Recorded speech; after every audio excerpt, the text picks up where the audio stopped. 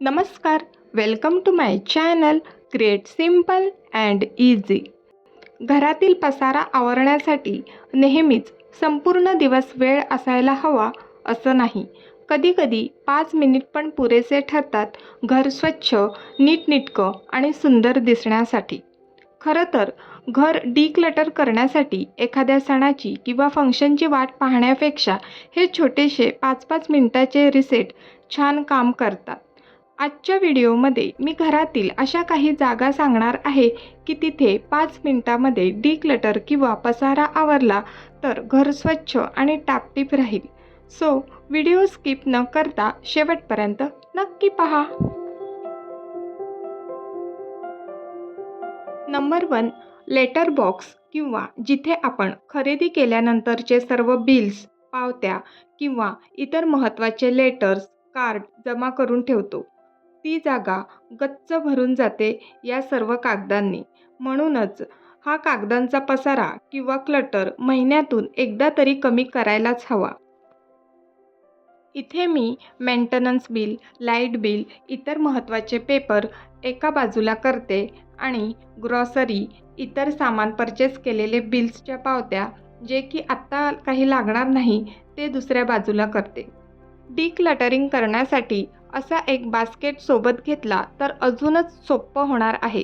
जे कागद फेकून द्यायचे आहेत ते सर्व या बास्केटमध्ये फाडून टाकत आहे। आणि हां, ज्या बिलवर आपलं नाव, ॲड्रेस, मोबाईल नंबर असेल असे बिल तर कंपल्सरी फाडूनच टाकावे।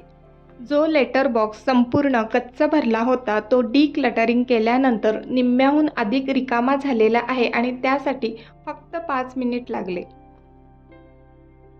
Number 2, purse. पर्समध्ये सुद्धा खूप काही नको असणाऱ्या गोष्टी सापडू शकतात। यूज केलेला रुमाल, काही स्नॅक्स खाल्लं असेल तर त्याचं रॅपर, एखादं कार्ड एक्सेट्रा। आता हेच पहा ना, ड्रेस शिवूनसुद्धा आणला तरी पण त्याची पावती अजून वॉलेटमध्येच आहे। असेच अजून बिल्स, कार्डसुद्धा आपल्याकडून महिनोन्महिने वॉलेटमध्ये राहून जातात।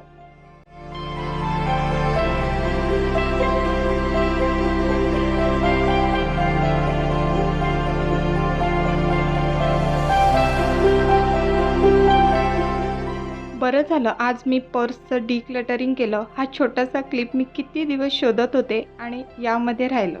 तर डिक्लटरिंग करण्याचे असे सुद्धा फायदे आपल्याला मिळू शकतात। तर पर्ससुद्धा डिक्लटरिंग झालेली आहे।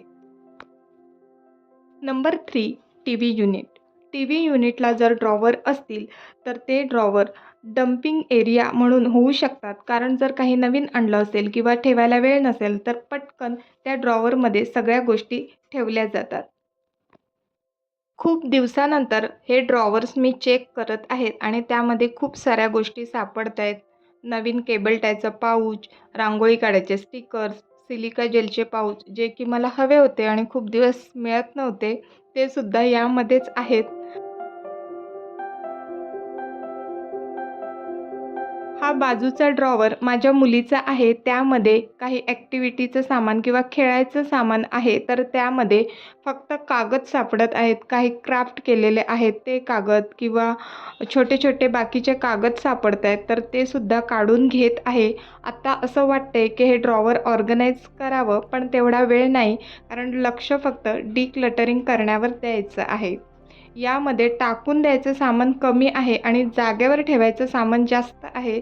जेव्हा वेळ भेटेल तेव्हा मी ते सामान नक्कीच जागेवर ठेवेन।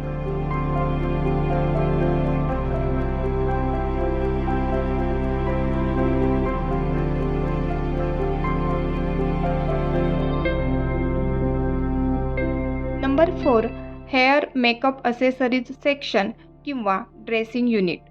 ही जागासुद्धा वेळच्या वेळी डिक्लटर करायला हवी।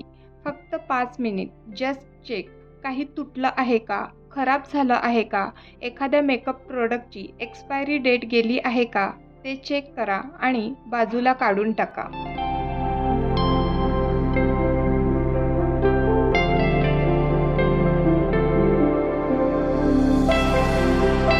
लहान मुलींच्या सुद्धा हेअर असेसरीजच्या खूप काही गोष्टी असतात।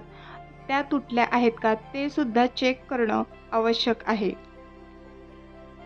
आणि काहीच मिनिटात या भागाचं सुद्धा डिक्लटरिंग झालेलं आहे. It's done. Number 5. First aid box किंवा मेडिसिन. सगळ्यात महत्त्वाचा भाग आहे आणि तोच भाग मोस्टली दुर्लक्षित होतो. यावेळी माझ्याकडून सुद्धा दुर्लक्षित झालेलं आहे. खूप महिने मेडिसिन चेक केलेच नाही. त्यामुळे काही औषधांची एक्सपायरी डेट संपलीसुद्धा आहे आणि ते अजून या बास्केटमध्येच आहेत. एखादं लिक्विड औषध ओपन करून 7 ते 8 महिने झाले आहेत आणि त्याची एक्सपायरी डेट अजून संपली नाही, तर असे औषध लहान मुलांना देण्याआधी कृपया डॉक्टरांना विचारा. कारण कधीकधी ते खराबसुद्धा झालेले असतात. खूप महिने चेक न केल्यामुळे एकाच औषधाच्या 2 बॉटल झालेल्या आहेत. तर मी नेक्स्ट टाईम लक्षात ठेवीन का महिन्यातून एकदा तरी मेडिसिन चेक करावे.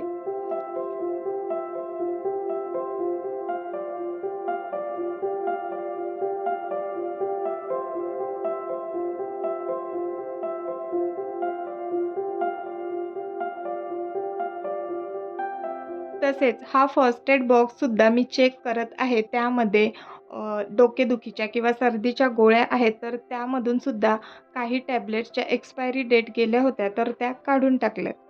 नंबर 6. स्टेशनरी.